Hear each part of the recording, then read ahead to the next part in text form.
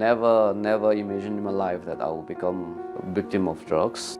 Most of my friends, they have been doing drugs while they're in class 10 and all that. As I started hanging out with them, I got curious to know like what it can do to us. That was when I took the first shot. The first shot was not pleasurable to me. That's why the next day I went and took the second shot and the third shot. And after that, I started knowing how to handle the kick. The first time that I realized I was getting addicted was when I started having withdrawals. Like I can't sleep, I can't eat. I was having like a fever, running nose and all that. Thus began my battle with drugs that took 25 years of my life.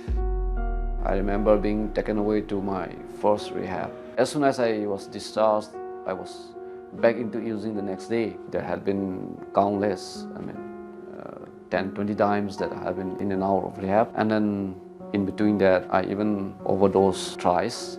I'm also very grateful to God for giving me such a loving parents. Because even then, after all their attempts, in rehabs failed, they still come up with the idea of like sending me and packing me off to Bible college. I think that was the last hope that they have.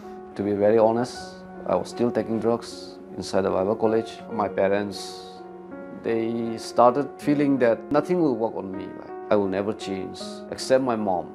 Yeah, I can remember my mother like fasting every Fridays for the last more than 10 years. Anapilamga inya longzriu ya khang thiu thiu ame de kyu ya khang thiu de thi tame na da ji kyu lame ji kyu lame sa kyu lame de da inya plan den dang thi ja khang thi tame da ko lun long ga ji da long tao ha ye. I used to cry, like I want to give up, and I have tried everything in my life to give up drugs, but still I find myself going back to it. In Facebook, I came across one of my friends. I found that he was running a rehab, so I was telling him that I want to give a volunteer service in the rehab and all that. As those things were going on, I was invited to go to a wedding by a brother on a bus. We were discussing about the Bible, and the thing that struck me was John 3:17.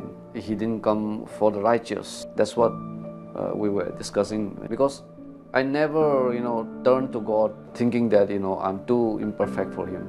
Like I'll turn to God after I give up my drugs. That's what my notion was, and then that concept totally changed my outlook in a sense.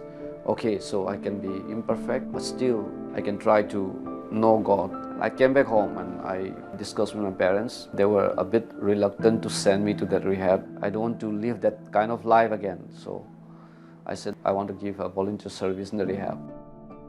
That's how I started building up my relationship with God. And I feel that obedience is the first key to build the relationship with God. So I started practicing there, and then I begin to pray. If I start my day by praying to God, nothing awkward or nothing, tempting will happen that day.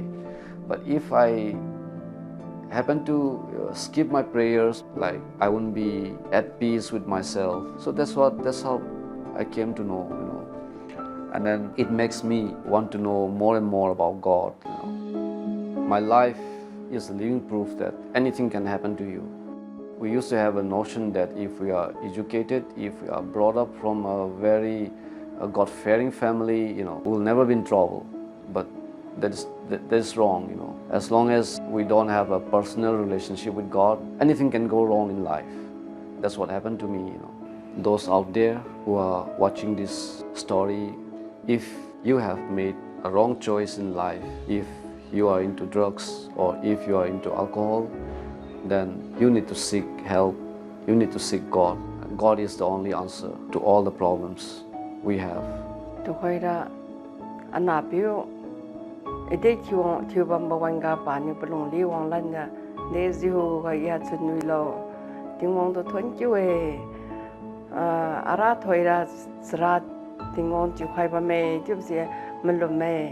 As long as I'm with God and as long as God is with me, I know that I'll never be a slave of drugs again.